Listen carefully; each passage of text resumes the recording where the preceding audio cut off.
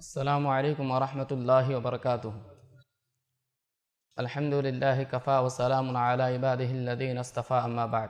محترم دینی و اسلامی بھائیوں، نوجوان ساتھیوں، بزرگوں، مال کی محبت کے باوجود اللہ رب العزت کے راستے میں اور اللہ کی مخلوق کے لیے مال کو خرچ کرنا یہ بڑا فضیلت والا کام ہے۔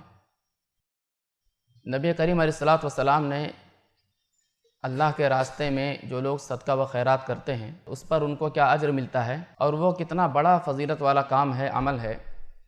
اللہ کے نبی نے کئی حدیثوں میں کئی باتیں بیان فرمائی ہیں۔ کہیں کہا کہ داؤ مرداکم بالصدقہ، کہ تم اپنے مریضوں کا علاج صدقہ سے کرو۔ کہیں کہا کہ تمہارا یہ صدقہ اللہ رب العزت کے غضب کو بجھا دیتا ہے۔ کہیں کہا کہ تمہارا یہ صدقہ تمہاری عمر میں اضافے اور برکت کا ذریعہ ہے۔ کہیں قرآن مجید میں اللہ رب العزت نے مرنے والے کی حسرت اور آخری اچھا، آخری تمنا کو بیان کرتے ہوئے اللہ نے کہا کہ مرنے والا جب مرنے کے قریب ہوتا ہے اور وہ دنیا جو زندگی میں اور حیات میں اس کو دکھائی نہیں دیتی ہے، یعنی مرتے وقت عالم غیب جب اس کے لیے عالم شہادت ہو جاتا ہے، یعنی وہ چیزیں جو پہلے زندگی میں اس کو دکھائی نہیں دیتی تھی مرتے وقت دکھائی دینے لگتی ہیں، جیسے فرشتے، موت کے فرشتے دکھائی دیتے ہیں اور بہت ساری چیزیں جو زندگی میں انسان کو دکھائی نہیں دیتی ہیں۔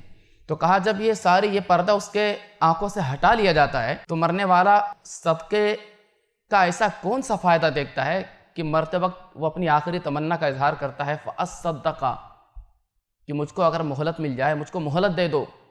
رب لولا اخرتنی الی اجل قریب، پروردگارا اگر مجھ کو کاش کچھ مہلت دے دے تو میں کیا کروں، کون سا کام کروں؟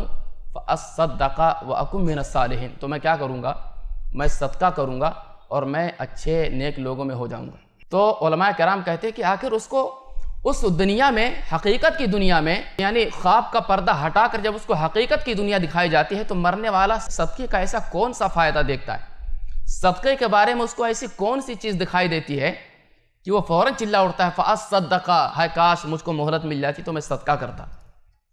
تو علماء کرام نے کہا اس سے صدقے کی فضیلت ثابت ہوتی ہے کہ کتنا بڑا کام ہے، اور آخرت میں نجات کا، کامیابی کا یہ صدقہ، یہ مال کی محبت کے باوجود اللہ کے راستے میں اللہ کے مخلوق نادار لاچار بندوں کے لیے نکالا ہوا آپ کا یہ ہمارا مال، یہ کتنا مطلب ہمارے لیے کتنے فائدہ مند، کتنے فائدے کا سامان ہوگا آخرت میں۔ لیکن دیکھنے میں آتا ہے کہ یہ اتنی بڑی چیز، اتنا بڑا عمل، فضیلت والا عمل لوگ کر کے کوڑے دان میں ڈال دیتے ہیں، کچرے کے ڈھیر میں ڈال دیتے ہیں، سوشل میڈیا پر، واٹس ایپ پہ ڈال دیتے ہیں، یا احسان کسی کے ساتھ کیا، کسی کو دیا، رمضان میں دیا تو عید کے بعد اس کو بیان کر دیا کہ دیکھ میں نے تیرا خیال رکھا تھا، دیکھ میں تیرا خیال رکھتا تو تو میرا خیال رکھا کر، میں تجھ پہ نظر کرم کرتا ہوں تو میری بات ذرا مان لیا کر۔ تو یہ انسان کیا کرتا ہے، احسان کر کے، احسان جتلا کر، دے کر، اس کو بتا کر، اس کو جتلا کر اتنی بڑی نیکی سے خود کو محروم کر لیتا ہے۔ قرآن مجید میں اللہ رب العزت نے اہل ایمان کو یہی بات تو کہی، یہی کہا کہ یا ایھا الذین آمنوا، اے ایمان والو، لا تبطلوا صدقاتکم بالمن والعزا، اپنے صدقات و خیرات کو احسان جتلا کر، بتا کر، اس کو یاد دلا کر اور اس کو تکلیف پہنچا کر، یا ایسی بات بول کر، یا ایسا رویہ دینے کے بعد اپنا اس کے ساتھ کہ اس کو تکلیف ہو جائے۔ تو کہا کہ یہ سب کچھ کر کے تم اپنے صدقات و خیرات کو برباد اور ضائع نہ کرو۔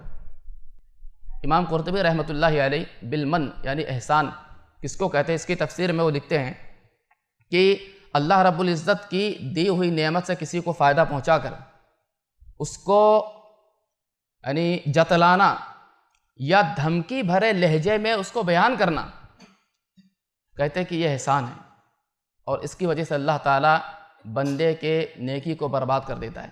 وہ جو احسان ہے نا، جس احسان کے بدلے اللہ رب العزت نے اس کو نیکی کا جو وعدہ کیا تھا، اللہ تعالیٰ اس کو اس سے محروم کر دیتا ہے۔ اور نبی کریم علیہ الصلوۃ والسلام نے، میرے بھائیوں، احسان جتلانا، صدقہ کر کے یا کوئی بھی اچھا کام کر کے کسی کے ساتھ اس کو جتلانا، اس کو بتانا، یہ ہمارے ہاں دیکھیے جیسے بعض دفعہ ایسا ہوتا ہے کہ دیکھیے بہت سارے لوگ میرے بھائیوں مجبور ہوتے ہیں لیکن بے غیرت نہیں ہوتے ہیں، مجبور ہوتے ہیں، وہ بے غیرت نہیں ہوتے ہیں۔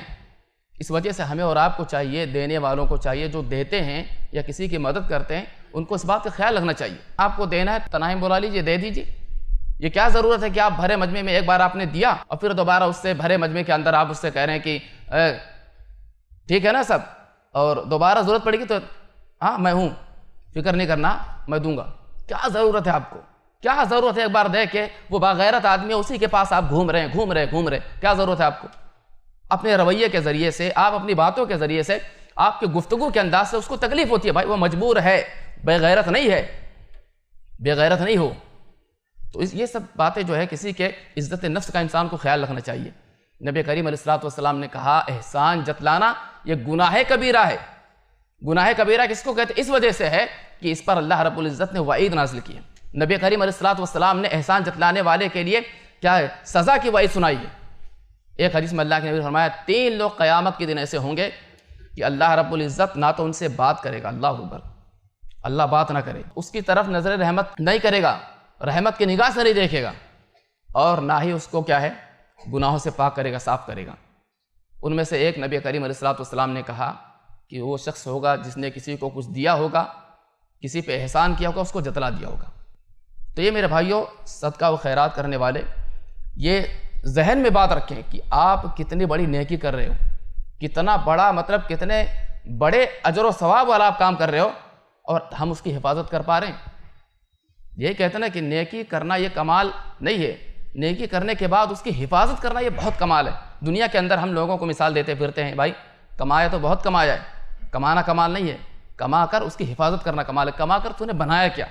آدمی ہم دنیا میں لوگوں کو مثال دیتے پھرتے ہیں. تو ہماری میرے بھائیوں یہ گزارش ہے کہ ہم لوگ جو اللہ کے راستے میں خرچ کرتے ہیں اور کسی پر زندگی میں کسی بھی موڑ پہ کوئی احسان کرتے ہیں اس کو کبھی مت جدلائیے، تقدیر پر ایمان رکھیے. اسی وجہ سے اللہ رب العزت نے ریاکار کے بارے میں کہا لا یؤمن باللہ ولا بالیوم الآخر.